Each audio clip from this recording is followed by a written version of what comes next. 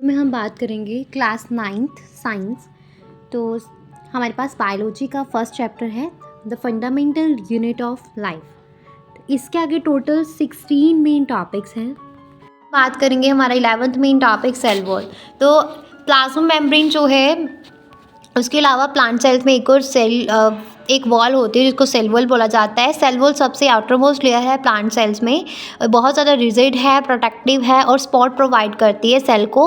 और cell wall जो है ये आउटसाइड द प्लाज्मा मेम्ब्रेन होती है। इसकी थिकनेस जो है अलग अलग होती है अलग अलग सेल्स में। सेल वॉल जो है ये सेलुलोज की बनी होती है इन प्लांट सेल मेनली। और सेलुलोज जो है एक कम्प्लेक्स सब्सटेंस है जो मैकेनिकल और स्ट्रक्चरल स्ट्रेंथ जो है प्रोवाइड करता है प्लांट्स को। सेल वॉल जो है वो फंजाई में भी प्रेजेंट होती है, काइटिन की, और बैक्टीरिया में भी प्रेजेंट होती है और कुछ एनिमल्स में भी, रेयर है ये। और इसके बाद इसके आगे 3 सब टॉपिक्स हैं। तो first one is a functions. तो फंक्शंस में ये बताया गया है कि सेल वॉल जो है रिजिडिटी प्रोवाइड करती है सेल को एक डेफिनेट शेप प्रोवाइड करती है। ये सेल के प्लाज्मा मेम्ब्रेन को प्रोटेक्ट करती है, सेल के इंटरनल स्ट्रक्चर को प्रोटेक्ट करती है फ्रॉम द पैथोजेंस और मैकेनिकल इंजरी।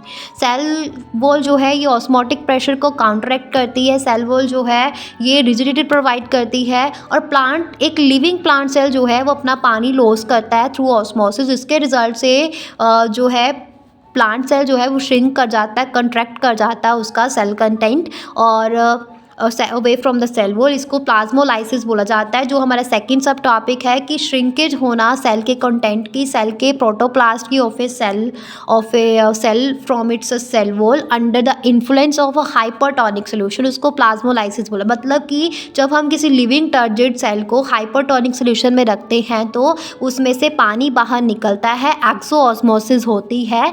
किसमें से? सेल के सेंट्रीफ्यूल से पानी बाहर निकलता है, एक्सोऑस्मोसिस होती है। जब हम क्या करते हैं किसी हाइपरटोनिक सॉल्यूशन में टर्जिड सेल को रखते हैं, जिसके रिजल्ट से प्रोटोप्लाज्म का साइज जो है वो रिड्यूस हो जाता है और प्लाज्मा मेम्ब्रेन जो है वो विड्रॉन हो जाती है फ्रॉम द सेल वॉल।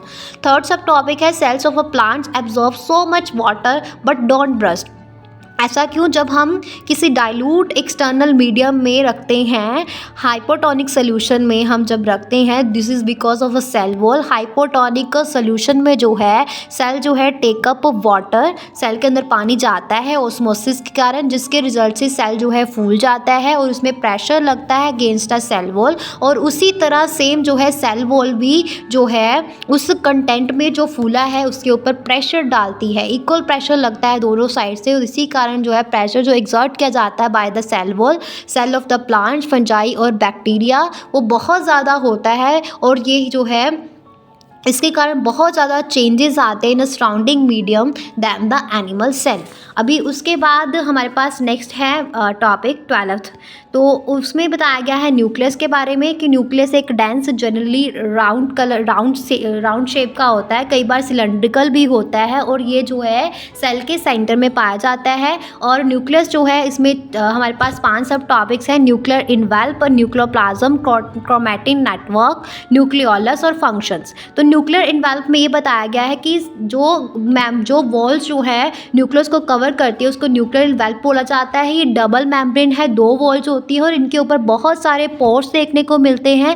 ये सेल को जो है सेल के अंदर जो साइटोप्लाज्म है उसको न्यूक्लियस से अलग करती है। न्यूक्लियर पोर्स जो है वो न्यूक्लियस पोर्स जो है वो सेल के अंदर जो साइटोप्लाज्म है और न्यूक्लियस जो है उनके बीच में मटीरियल्स का आदान प्रदान करती है। और न्यूक्लियोप्लाज्म जो है ये न्यूक्लियर इनवेल्प के अंदर जो फ्लूइड प्रेजेंट होता है, सेमी फ्लूइड, ट्रांसपेरेंट फ्लूइड, जिसमें बहुत सारे एंजाइम्स होते हैं जो डीएनए और आरएनए को बनाने के लिए ज़रूरी है, उसकी फंक्शनिंग के लिए ज़रूरी है, वो पाया जाता है। नेक्स्ट उसके बाद third sub topic chromatin network. इसमें यह बताया गया है कि न्यूक्लियस के अंदर क्रोमैटिन नेटवर्क पाया जाता है, न्यूक्लियोलस प्रेजेंट होता है। क्रोमैटिन नेटवर्क जो है ये टैंगल्ड फाइब्रस मास है थ्रेड लाइक स्ट्रक्चर्स का। और क्रोमैटिन थ्रेड्स जो है ये क्रोमोसोम्स को बनाते हैं जो कि हम तभी देख सकते हैं जब सेल डिवाइड करता है। हर एक क्रोमोसोम्स में 2 सिमिलर थ्रेड्स होते हैं, रोड स्टेप स्ट्रक्चर्स होते हैं। क्रोमोसोम्स जो हैं वो डीएनए से बनते हैं, डीएनए मॉलिक्यूल्स और प्रोटीन से बनते हैं, और ये जो है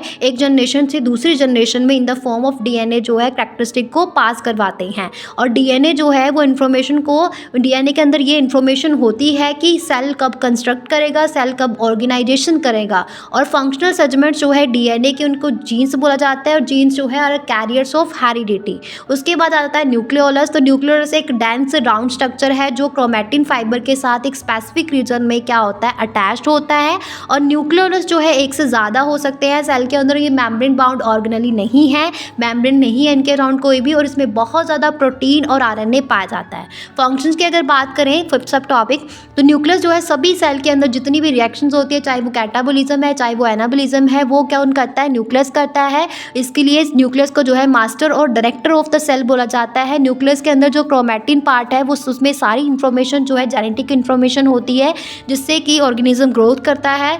ग्रोथ के लिए, डेवलपमेंट के लिए ज़रूरी है, रिप्रोडक्शन के लिए, मेटाबॉलिज्म के लिए, बिहेवियर के लिए ज़रूरी है। और न्यूक्लियस जो है बहुत इंपॉर्टेंट रोल प्ले करता है सेलुलर रिप्रोडक्शन में, और इसके साथ साथ ही सेल का जो इन्वायरमेंट है उसको कंट्रोल करता है। न्यूक्लियस जो है वो केमिकल एक्टिविटीज़ करता है सेल की, उसको डायरेक्ट करता है। न्यूक्लियस जो है डेवलपमेंट और फ्यूचर करता है, determine the development and future form of the cell. तो यहाँ पे हमारा जो है 12th मेन टॉपिक फिनिश होता है।